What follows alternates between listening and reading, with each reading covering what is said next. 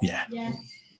Okay, we have just got to the end of the second day of questioning of Peter Francis, the undercover police officer HN43, who was deployed into anti-racist and family justice groups from 1993 until 1997. He went whistleblower in 2010, which has led to his sort of fairly unique position, really, at the inquiry. I'm joined by James Simpson of Bristol Counterfire. What have you made of what Peter Francis was telling us this afternoon? Well, I mean, there hasn't. I think they've just read out behind us that we're under a restriction order since 4:28.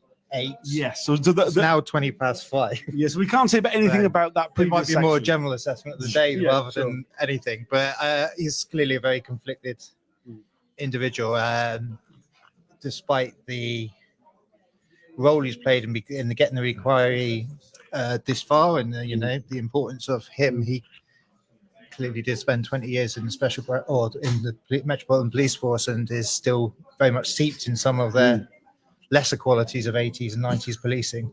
You very much. Yes, there's been some moments, the way he describes Alex Holloway, for example, there's a feminine thing, and there's very uncomfortable moments where I don't think he's recanting on any of those descriptors, and I mean, it's quite interesting actually on that. He kind of talked about how he respected Alex Holloway. He was a genuine person. But instead after him being a bouncer, or the thought of him being a bouncer. That was Lewis. Yeah, the thought of Lewis being a bouncer. Sorry, yeah. But I mean, like a lot of these, he said he really liked Lewis, and he was like, obviously Lewis doesn't like me, and he's obviously bothered by that quite a lot. Referring to the evidence given by Lewis when he appeared at the inquiry 2 weeks ago now.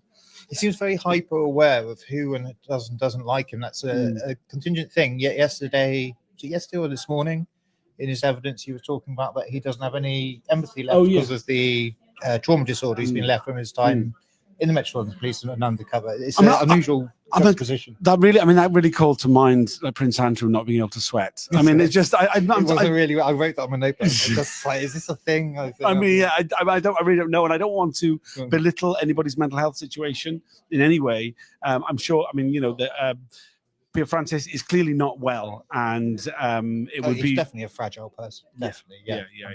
But I mean, certainly in his reports, I mean, he does say some fairly insulting things about Lewis, about Alex Holloway. He stands by all of them, but he tries to explain them away. Or it wasn't meant to be. I wouldn't have worded it quite like that. This is how John Webb has rewritten it. But he stands by the substance of it. I mean, on the effeminate thing, he goes like, well. He was encouraged to report things of that nature. That was part of his job. And I think he was using the sort of rationale that if Alex Holloway had not come out as gay, then it could be used. But then Barr's pointing out the fact that everyone knew that Alex Holloway was gay, and then what is the intelligence value of that? And it's negative, apparently. Yeah. It's negative. So a future SDS officer wouldn't think, oh, maybe we can turn him because he's secretly gay. It would be there in the file that he's actually publicly gay. It becomes reams within reams of this circular thinking. It's very difficult. But yeah, he is an interesting character compared to, this time last year we sat watching a week of Lambert and Andy Coles and things. And it is interesting watching him actually try and answer questions. Even though some of it might not be the answers that we'd hope for, and he's still trying to give a rationale that the Revolutionary Internationalist League, RIL. Oh my God, that was hilarious. He said it took him 3 months to ascertain that the Revolutionary Interventionist League was not capable of mounting a revolution. I mean, I'm sorry, but come on, there was 10 of them. Yeah. That should tell you everything you need to know in the first place. And that's under the definition of subversion, isn't it? Things that whether they're capable of doing it. I mean, he did say quite hilariously that when he joined Special Branch, he had no idea what subversion was. When he was deployed, he just trusted that Special Branch had an idea, which, they didn't. Yeah. Spoiler alert, Peter, they didn't have a fucking clue, blatantly, But maybe that gives an insight as to how they managed to get these people started on this road. They have a certain amount of ignorance. They go into this special unit. Their feathers have plucked up. They see some reports in the back office. And then by the time they're out there, they're on the road and gone past a certain point that not many of them seem to be able to get away from it anymore. No, yeah, I mean, it seems like there is an element. I mean, even with Peter Francis, who's obviously got a lot of problems with the Met Police, huge problems with them, in fact, he's still got a certain loyalty to the job, more so than the organisation, the job, the sort of the role that, you know. I guess that's also as well, if you've done that for 20 years of your life, you're still trying to explain some of those moments away. They brought up this afternoon before I went off as well, the Blood and Honor gig as well, which I haven't been on your thing to talk about. Yes, but that seems an absolute insane. Yeah, I mean, this is the event at Beacon Tree where there was a Blood and Honor gig for it's a memorial event for Ian Stewart Donaldson, who had a timely death, shall we say, and then the resulting kidnapping or unofficial kidnapping of the majority of the protesters. Though I actually met someone today who was there, who wasn't forced onto the tube train. We were taken to Earls Court Station and then just summarily beaten up. I mean, including Peter Francis. He got a black eye for his troubles. That's interesting. Yeah. What did the person say? How they didn't get castled into that thing? Is that just luck? Just pure luck. Yeah. What they said. Yeah. So that'd be interesting. I was trying to picture I know that part of London a little bit. I was trying to picture Beacon Station, but it was a little bit too far. I think we've gone past Dagenham, I think. But that's a heck of a thing, and that's Beacon to Earls Court. That's a heck of a long train journey as well. And then, take them out and beat the crap out of them. And I mean, it was interesting. It was put to him that he didn't mention we were shown his report of after that event, and it was said, "Oh, you didn't." There's no mention of the police violence in there. And they never would be. There never would be. Yeah, you know, 100%. Yeah. Was the picture that he was mentioning in the thing? Is it the same picture that got shown the other day when there was like a really black? It was just a black picture with a couple of white dots on it. There might be someone's head. Right. Yeah. I mean, we weren't shown that again today, but yeah, we did see the picture that you was discussing today. Do you yes. Yeah. I would imagine so. I mean, I'd yet forgotten about that picture actually, but yeah, this idea that he was congratulated for surviving. Yeah. You know. Yeah. But yeah, it sounds like you've got a date, Tom. So. Someone's asked me over there. Oh, right. I'm hearing my name being said. And this is purely around this thing about any reporting I may have done during the last section where the inquiry suspended the broadcast. I didn't do any reporting from it. I mean, I said, I said some things, but nothing about the actual what was being said in the room. So I think I should be fine. I mean, in the past, I thought I'd been fine, and it's turned out I breached the written restriction order and I've had to delete a load of tweets. Hopefully that won't be the case this time. But it definitely helps the public inquiry maintain its publicity. Yeah, I mean, certainly. So, I mean, like a lot, as well as this large section at the end of the day where everything was suspended, we have had quite a few breaches today. At least 3, I think. Yeah, I mean, we can't talk about anything about the substance of why those breaches happened, but it is very telling that Peter Francis, who was waited a long time to give this evidence, who was said that he won't be able to tell the full story until he is at the public inquiry, genuinely seems to be pained about the fact that he's not able to talk about what is clearly a very big part of what the SDS were doing at that particular time period.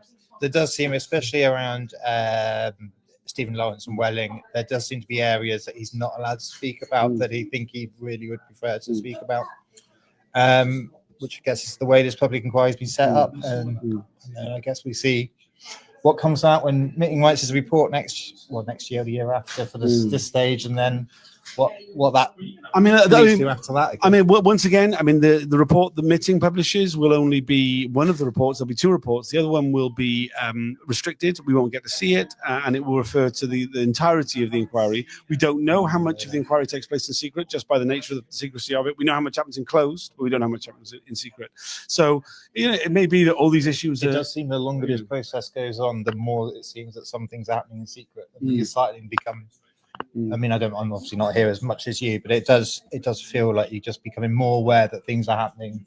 Yes, you're not very much. You're not there and not paying attention. And there are little pointed things that Barr says, which are on the record, saying that we won't be able to deal with that in open, or we'll deal with that in closed.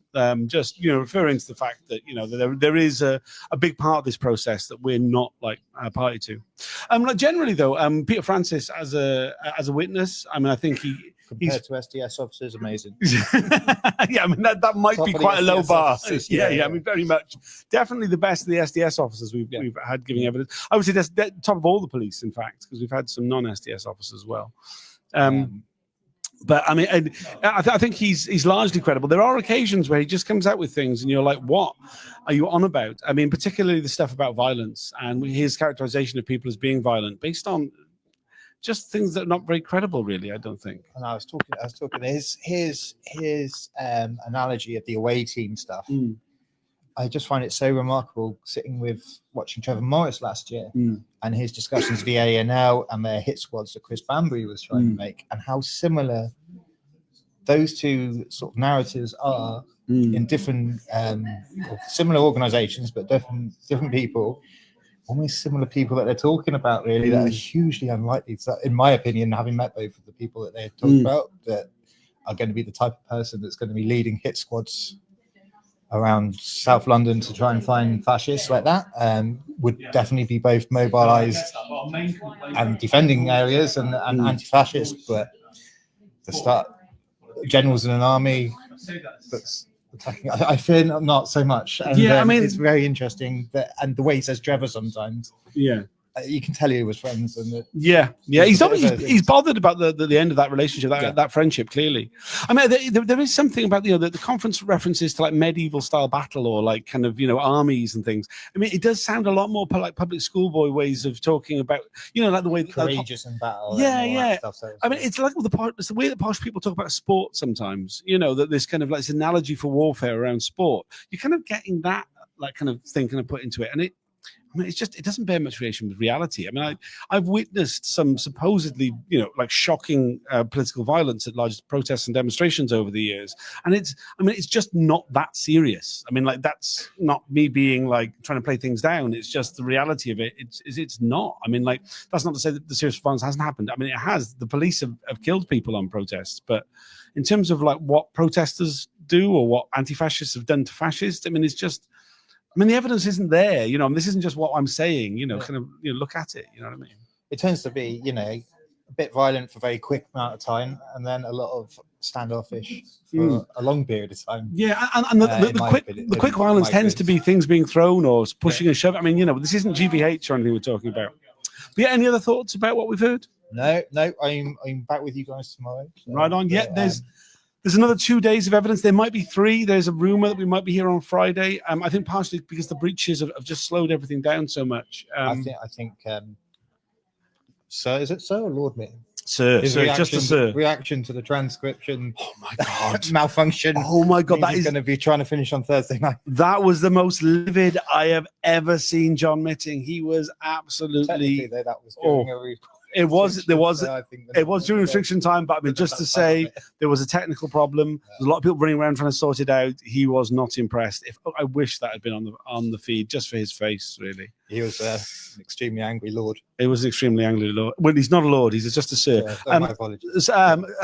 Lord Justice Pitchford, the original chair of the inquiry, was a lord. We got downgraded to a mere sir. You got one more to go. So.